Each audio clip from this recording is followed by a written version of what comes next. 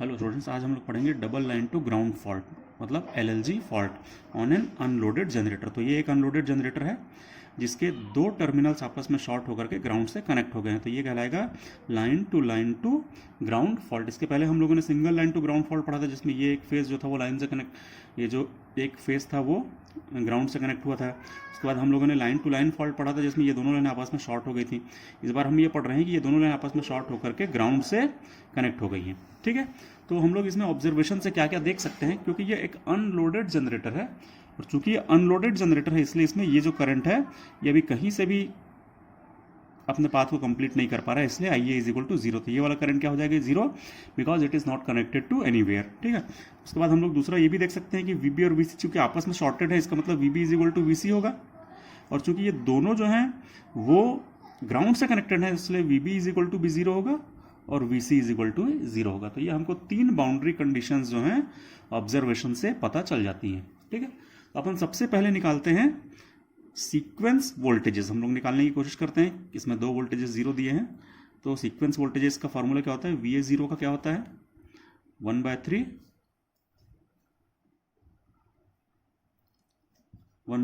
We A plus V B plus V C. ठीक, similarly V A one का क्या होता है, तो 1/3 V A plus a V B plus a square V C. Similarly V A two का क्या होता है, तो 1/3 V A plus a square V B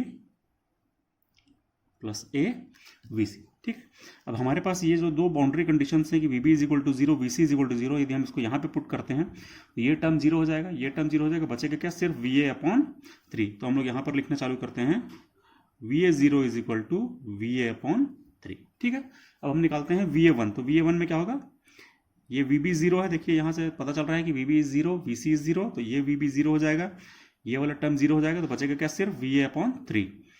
तो वी ए वन क्या मिला, V A upon three. Similarly अपन वी ए टू निकालते हैं, तो वी ए टू निकालेंगे तो फिर देखेंगे कि यहाँ पर भी वी बी है, यहाँ पर भी वी सी है, और वी बी और वी सी जीरो है, तो ये दोनों टर्म्स हो जाएंगे जीरो, बचेगा क्या, सिर्फ वी ए अपॉन थ्री। तो फिर क्या बच रहा है, वी ए अपॉन थ्री। तो ये हमको तीन रिजल्ट्स मिल रहे हैं सीक्वेंस वोल्टेजेस के। इन तीनों को अपन यदि ऑब्जर्व करते हैं तो हमको क्या मिलता है, यहाँ पर मैं रिजल्ट लिख रहा हूँ, तो हम लोगों को मिल रहा है कि V A one is equal to V A two is equal to V A zero whole is equal to V A upon three. इसका क्या मतलब है कि all the three sequence voltages are equal and they are equal to V A upon three. तो ये एक हमको result मिल गया। ठीक है, अब अपन करंट्स के बारे में निकालने की कोशिश करते हैं।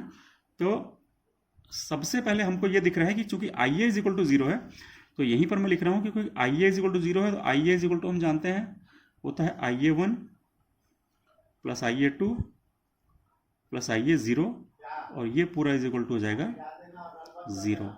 ठीक है, ये हो गया इतना। ठीक है, चलिए अब अपन आगे करते हैं कैलकुलेशंस। ठीक है, तो हमको ये पता है, देखिए यहाँ से V A one is equal to V A two, तो मैं इसको ऐसा लिख दूँ V A two is equal to V A one.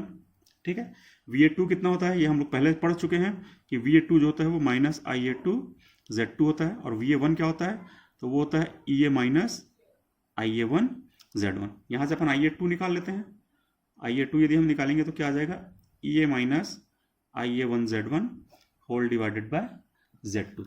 ठीक है, ये एक इक्वेशन बन गई हमारी। सिमिलरली हमको पता है कि V A one is equal to V A zero भी है, तो यहीं से अपन लिख लेते हैं कि V A zero is equal to V A one. ठीक है, तो वी ए जीरो हमको पता है कि वी ए जीरो क्या होता है, ये होता है I A zero Z zero, और वी ए वन क्या होता है, ये होता है E A minus I A one Z one. तो यहाँ से अपन आई ए जीरो निकालें।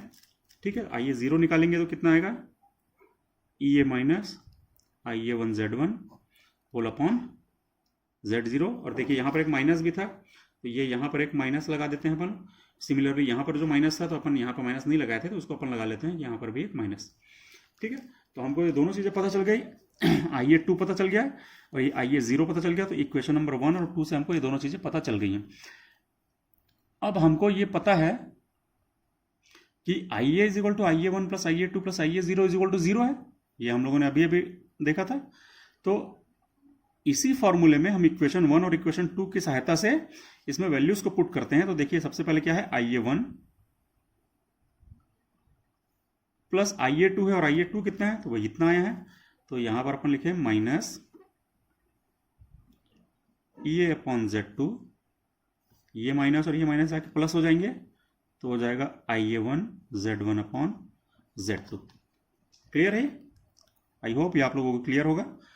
ये आई ए वन हो गया, ये आई ए टू हो गया। अब लिखते हैं प्लस आई ए जीरो। तो आई ए जीरो की वैल्यू इक्वेशन नंबर 2 से लिखें तो कितना हो जाएगा, माइनस आई ए हो जाएगा minus E A upon Z zero, और ये माइनस चल के प्लस हो जाएंगे, तो क्या बचेगा, plus I A one Z one upon Z zero.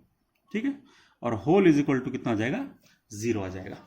ठीक है, तो इस इक्वेशन में हम लोगों ने आई ए वन को एज इट इज रखा, आई ए टू की वैल्यू इक्वेशन नंबर 1 से रखी, आई ए जीरो की वैल्यू इक्वेशन नंबर 2 से रखी, और ये एक पूरी इक्वेशन बना दी।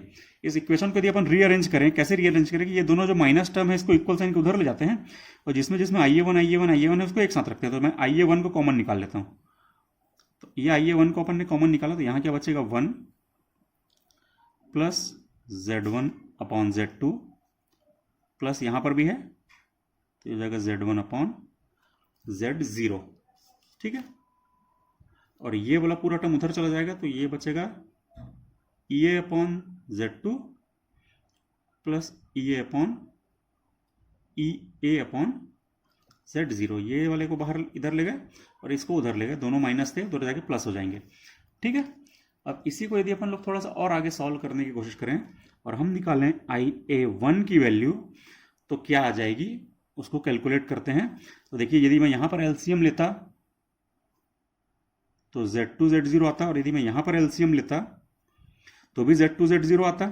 ठीक है, अभी अपन लोग लेकर देख लेते हैं, एक मिनट। ठीक है, यदि मैं यहां पर करता हूं तो Z2 Z0 आता, ये कितना हो जाता है, Z2 Z0 plus Z2 cancel होता तो होता Z1 Z0, Z0 कैंसिल होता तो होता Z1 Z2, ये इज इक्वल टू इतना, और यहाँ पर एलसीएम आता इतना, ई ए को हम कॉमन ले लेते हैं तो ये आ जाता है Z2 प्लस Z0। इसको कैलकुलेशन आप लोग बड़े आराम से कर सकते हो, कोई भी इसमें दिक्कत की बात नहीं है, ये कैलकुलेशंस तो अपन कर ही लेंगे।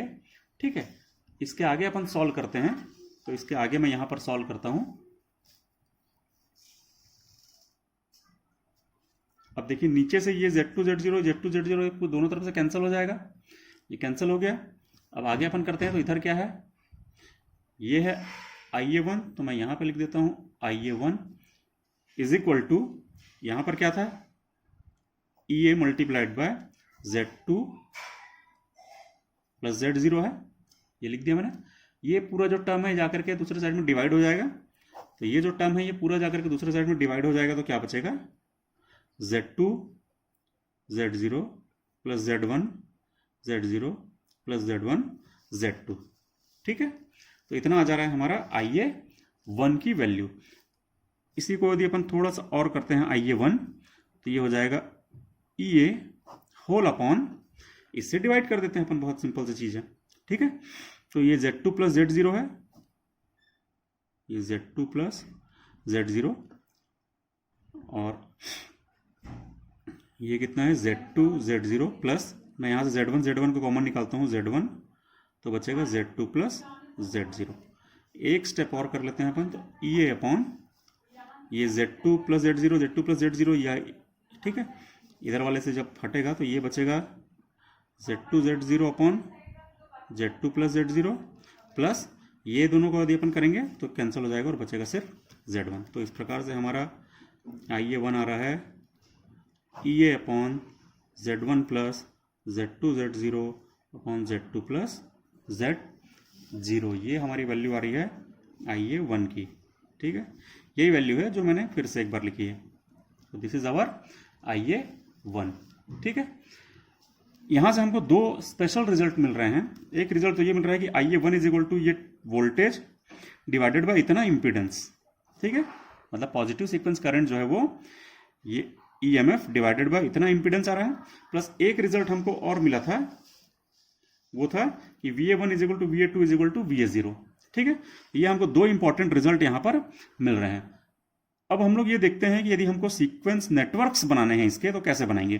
सीक्वेंस नेटवर्क्स बनाने के अपन स्टार्ट कहाँ से करते हैं, पहले हम बनाते हैं पॉजिटिव सीक्वेंस नेटवर्क। क्या होगा, तो पॉजिटिव सीक्वेंस नेटवर्क हमने पढ़ा है कि उसमें एक EMF का सोर्स रहता है EA, और पॉजिटिव सीक्वेंस इंपिडेंस होता है, और ये होता है positive sequence current. Positive sequence impedance अपन जानते हैं कि it is impedance offered in the path of positive sequence currents only.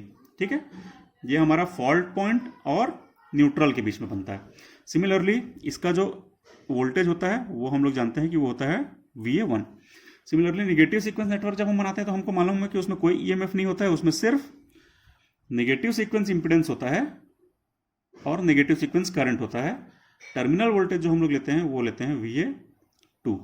Similarly ये जब हम बनाते हैं तो ये क्या होता है, ये zero sequence network plus 3ZN के बराबर होता है, याद होगा आपको। ठीक है, ये जनरेटर का zero sequence impedance plus 3 times ZN के बराबर होता है। ठीक है, ये हमने अपने पिछले वीडियो में एक बार हम लोग पढ़ चुके हैं। ठीक है, और ये किसके किसके बीच में बनता है, ये फॉल्ट पॉइंट और ग्राउंड के बीच में बनता है। ठीक है, जबकि ये दोनों किसके बीच में बनते थे, फॉल्ट पॉइंट और न्यूट्रल के बीच में बना करते थे।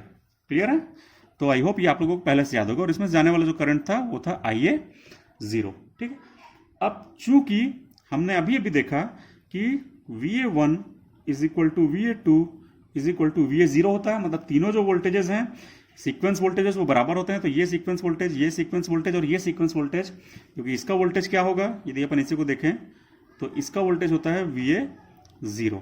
ठीक है, ये तीनों सीक्वेंस वोल्टेजेस आपस में बराबर कब होंगे, जब ये तीनों ऐसे आपस में कनेक्टेड होंगे। ठीक है, ये तीनों आपस में पैरेलल में कनेक्टेड होंगे। ये यहां से ऐसे, यहां से ऐसे। क्लियर है, ये तीनों वोल्टेजेस आपस में बराबर होंगे जब ये तीनों आपस में डायरेक्टली कनेक्टेड होंगे। तो इस प्रकार से वो तीनों आपस में पैरेलल में कनेक्टेड है। एक और चीज इसको सेटिस्फाई करती है कि हमने देखा IA0 plus IA1 plus IA2 is equal to 0 है।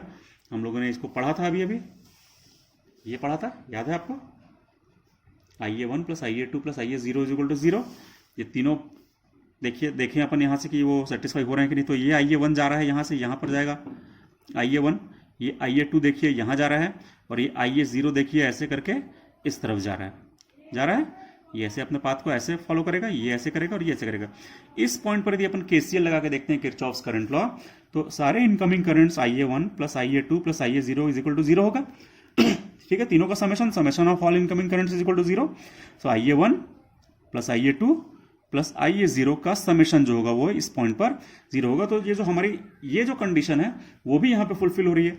ये जो कंडीशन है देखिए, ये VA1, ये VA2 और ये VA0 आपस में बराबर हैं, क्योंकि ये तीनों आपस में पैरेलल में कनेक्टेड दिख रहे हैं। तो इसका मतलब ये दोनों जो कंडीशंस हैं वो इस प्रकार के कनेक्शन ऑफ नेटवर्क से फुलफिल हो रही हैं। ठीक है, एक चीज और अपन देखें, ये दोनों आपस में पैरेलल में दिख रहे हैं, ये दोनों इंपिडेंस Z2 और इसको अपन बोलते हैं पूरा मिलाकर के Z0।